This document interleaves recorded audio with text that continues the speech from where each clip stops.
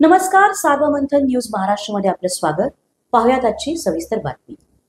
अहिल्यानगर जिल्ह्याला जीवनदायी ठरलेल्या राहुरीच्या मुळा धरणावर नगर MIDC येथून फिरण्यासाठी आलेल्या तरुणांना पोहण्याचा मोह आवरला नाही.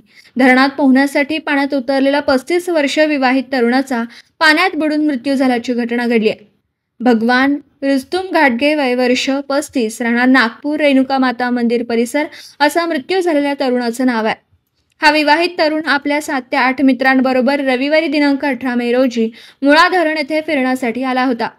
मुळा धरणाचं पाणी पाहून धरणामध्ये पोहण्याचा मोह न आवरल्याने सर्व तरुण हे पाण्यामध्ये पोहण्यासाठी उतरले. यावेळी भगवान घाटगे हा पोहत असताना अचानक पाण्यात बुडू लागला. तरुणांनी मोठी आरडाओरड केली, मात्र तो गायब झाला. यावेळी बरोबर आलेल्या तरुणांनी भगवान याचा शोध घेतला, मात्र तो आढळून आला नाही. अखेर भगवान घाटगे यांचा मृतदेह मंगळवार दिनांक 20 मे मुळा धरणाच्या मत्स्य उद्योग केज परिसरात सकाळी 6 वाजण्याच्या दरम्यान पाण्यावर तरंगताना आढळून आला. घाटगे यास पाण्याच्या बाहेर काढून राहुरी येथील ग्रामीण रुग्णालयात आणलं असता वैद्यकीय अधिकाऱ्यांकडून मृत घोषित करण्यात आलं. भगवान घाटगे यांचं शवविच्छेदन करून मृतदेह नातेवाईकांच्या ताब्यात देण्यात आला.